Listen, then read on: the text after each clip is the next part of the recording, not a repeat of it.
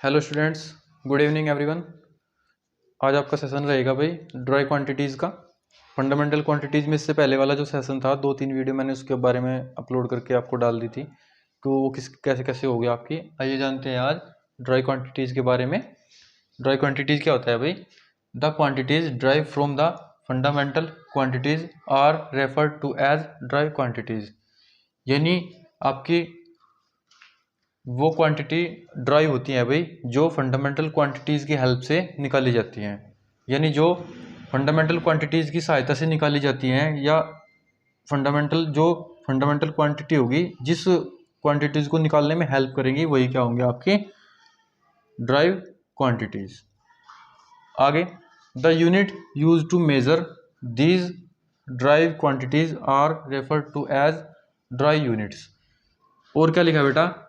इनको मेज़र करने के लिए, यानी इन ड्राई क्वांटिटीज़ को मेज़र करने के लिए आप जिस यूनिट को यूज़ करते हैं ना, वही क्या होता है आपका ड्राई यूनिट्स। तो यहाँ पर जो मेन चीज़ होगा वो मेन चीज़ क्या होगी आपकी फंडामेंटल क्वांटिटीज़। यानी फंडामेंटल क्वांटिटीज़ की सहायता से आप क्या निकाल सकते हो? ड्राई क्वांटिटीज़ निकाल सकते हो। यानी ये चीज़ जो होगी ये कम्प्लीटली डिपेंड होगी किस पे बेटा? आपकी फंडामेंटल क्वांटिटीज़ पे।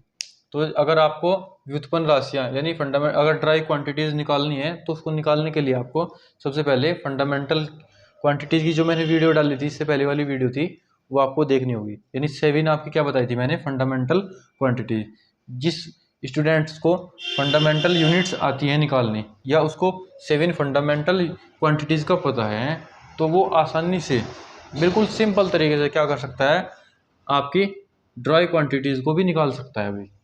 तो यहाँ पर यही बताया गया है कि मूल राशियों की सहायता से जो राशियाँ निकाली जाती हैं, मूल राशियाँ मतलब फंडामेंटल क्वांटिटीज़ की सहायता से या जिसकी हेल्प से जो राशियाँ निकाली जाती होंगी, वही आपकी क्या होंगी? Dry quantities.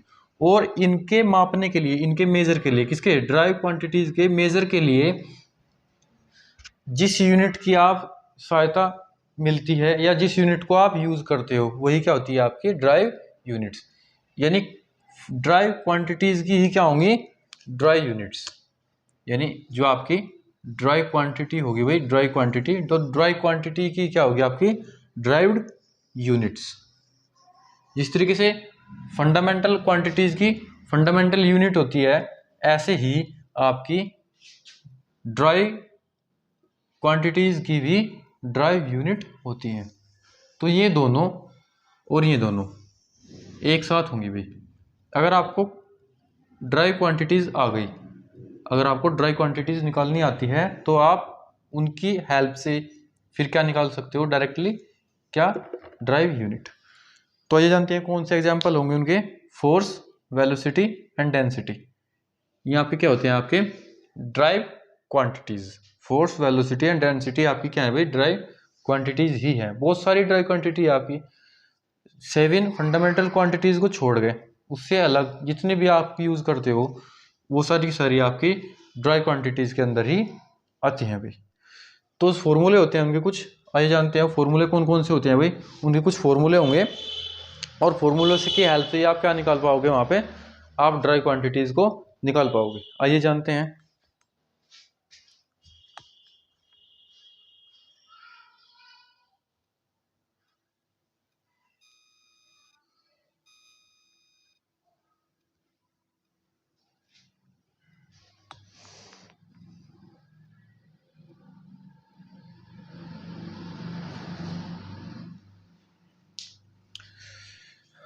आइए स्टूडेंट्स जानते हैं इसमें क्या होगा भाई आपका।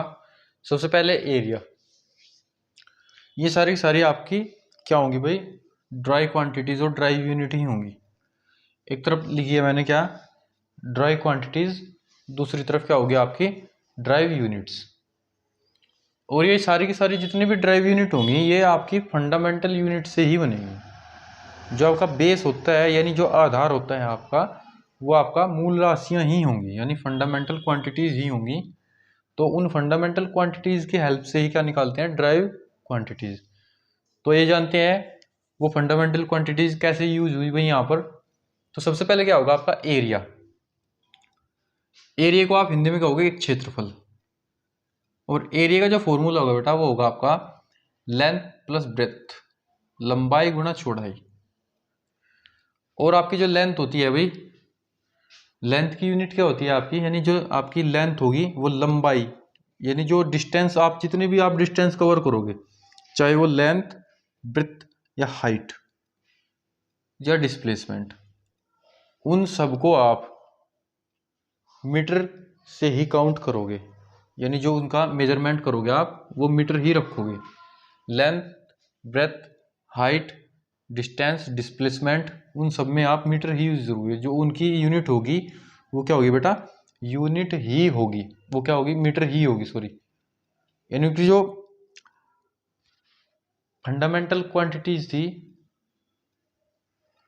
और उन फंडामेंटल क्वांटिटीज से आपके फंडामेंटल यूनिट्स, तो जो फंडामेंटल यूनिट्स यहाँ पर यूज हुई, तो मीटर इसके लिए, मीटर ही इसके लिए, तो मीटर और मीटर दोनों ही क्या है आपकी, दोनों ही लेंथ की यूनिट है, और लेंथ आपकी एक क्या है, फंडामेंटल क्वांटिटी। तो उस फंडामेंटल क्वांटिटीज से आपने ड्राई क्वांटिटीज निकाल ली। यानी एरिया में क्या होता है, एरिया में लेंथ और ब्रेथ दो चीज हुई, लेंथ और ब्रेथ दो होगी, वे दोनों ही क्या होंगे भाई आपकी, लेंथ और ब्रेथ दोनों ही क्या होंगे आपकी, लंबाई। तो उनकी यहां पर भी मीटर आएगा बेटा आपका, और यहां पर भी मीटर आएगा, तो दोनों तरफ ही क्या हुआ, मीटर और मीटर, तो क्या होगा, मीटर स्क्वायर। ऐसे ही वॉल्यूम निकालने के लिए, यानी आयतन, जब आप वॉल्यूम निकालते हो, आयतन निकालते हो, तो आयतन का पहले फॉर्मूला याद होना चाहिए आपको। फॉर्मूला है आपका लेंथ, ब्रेथ और हाइट, तीन चीज होगी। अब तीनों ही चीज क्या होती हैं, जब आपने फॉर्मूला लिखा और जब आप इसकी यूनिट बनाओगे, तो यूनिट बनाने से पहले आपको फंडामेंटल क्वांटिटीज को जानना होगा। अब फंडामेंटल क्वांटिटीज को जान लिया, फंडामेंटल क्वांटिटीज में क्या होगा, तीनों ही लेंथ के अंदर आती हैं अभी, यानी तीनों ही आपकी लेंथ के अंदर ही काउंट होती हैं, लेंथ, ब्रेथ और हाइट, तो लेंथ में ही काउंट होंगी ये तीनों, यानी लंबाई ही होती है सारी सारी, ये सारी लंबाई में ही आप इनको मेजर करते हो। अब उनकी जो फंडामेंटल क्वांटिटीज होगी, उन फंडामेंटल क्वांटिटीज की यूनिट क्या होगी, फंडामेंटल यूनिट। तो हमें तीनों की फंडामेंटल यूनिट्स याद होनी चाहिए। अगर मुझे तीनों की फंडामेंटल यूनिट्स पता है तो मैं निकाल लूँगा। तो मुझे पता है कि जो आपकी फंडामेंटल यूनिट होगी वो यहाँ पर मीटर, ब्रेथ की भी मीटर और इसकी भी मीटर, तो यानी तीनों की ही क्या होगी, मीटर मीटर मीटर। तो यानी मुझे फंडामेंटल यूनिट्स पता थी, और उस फंडामेंटल यूनिट्स की हेल्प से मैंने क्या निकाल ली, ड्राइव यूनिट्स। ऐसे ही वेलोसिटी यानी वेग, और वेलोसिटी का जो फॉर्मूला होता है बेटा वो डिस्प्लेसमेंट अपॉन टाइम होता है। तो डिस्प्लेसमेंट भी क्या होगी आपकी, लेंथ के अंदर ही काउंट होती है, यानी लंबाई ही होती है डिस्प्लेसमेंट भी, और लंबाई की यानी लेंथ की जो यूनिट होगी वो क्या होगी, मीटर, और टाइम की यूनिट सेकंड, तो मीटर पर सेकंड। तो उसके निकालने के लिए हमें फंडामेंटल क्वांटिटी और फंडामेंटल यूनिट दोनों को ही याद रखना पड़ा। क्यों, क्योंकि डिस्टेंस अपॉन टाइम, और डिस्टेंस लेंथ होती है, और टाइम सेकंड, यानी ये भी क्या है आपका टाइम सेकंड में, ये भी फंडामेंटल क्वांटिटीज है और ये भी फंडामेंटल क्वांटिटीज है, तो दोनों ही फंडामेंटल क्वांटिटीज है। तभी आपने क्या निकाल पाए, ड्राइव क्वांटिटीज, यानी डिस्प्लेसमेंट एंड टाइम, और डिस्प्लेसमेंट एंड टाइम दोनों ही क्या आएंगी बेटा आपकी फंडामेंटल क्वांटिटीज, और इन दोनों फंडामेंटल क्वांटिटीज ने क्या शो किया, ड्राइव क्वांटिटीज। अब आगे क्या होगा, उन फंडामेंटल क्वांटिटीज की यूनिट होंगी आपकी फंडामेंटल यूनिट, उन फंडामेंटल क्वांटिटीज की क्या होंगी, फंडामेंटल यूनिट्स। तो डिस्प्लेसमेंट की यूनिट्स मीटर, और टाइम की यूनिट सेकंड, तो मीटर पर सेकंड। तो इसके लिए मैं जब भी बार बार ये बताता हूँ कि आपके लिए जो फंडामेंटल क्वांटिटीज होंगे और फंडामेंटल यूनिट्स होंगी, आप अगर वो याद करते हो तो ड्राइव क्वांटिटीज और ड्राइव यूनिट्स को निकाल पाओगे, अदरवाइज नो। नंबर 4 में आपका स्पीड आया भाई, यानी चाल। चाल क्या होता है आपका, distance upon time, distance upon time. अब डिस्टेंस भी लेंथ ही होती है, और टाइम भी आपके क्या होगा, फंडामेंटल क्वांटिटीज होगी। तो डिस्टेंस भी फंडामेंटल क्वांटिटीज और टाइम भी फंडामेंटल क्वांटिटीज, दोनों ही फंडामेंटल क्वांटिटीज। तो दोनों फंडामेंटल क्वांटिटीज ने क्या निकाला, ड्राइव क्वांटिटीज। अब आई यूनिट निकालने की बारी। जब आप यूनिट निकालोगे तो आपका डिस्टेंस की यूनिट क्या होगी, मीटर, और टाइम की यूनिट सेकंड, तो मीटर पर सेकंड। तो इसलिए वेलोसिटी और स्पीड दोनों के जो यूनिट आप शो करोगे तो दोनों की यूनिट क्या होगी आपकी, मीटर पर सेकंड। तो दोनों की यूनिट आपको मीटर पर सेकंड ही शो करनी होगी, स्पीड एंड वेलोसिटी दोनों की। अब आइए, जब आपको वेलोसिटी पता चल गई तो आपको एक्सीलरेशन का पता चलेगा। एक्सीलरेशन क्या होता है, त्वरण, यानी the rate of change in velocity, the rate of change in the velocities with respect to time, with respect to time. तो delta V upon delta T, यानी यहाँ से जो आपका वेग होगा, अब जितनी इससे आगे, जितनी भी इससे नीचे, अब जो ड्राई क्वांटिटीज बनेगी वो ड्राई क्वांटिटीज उन ड्राई क्वांटिटीज की हेल्प से ही बनेगी।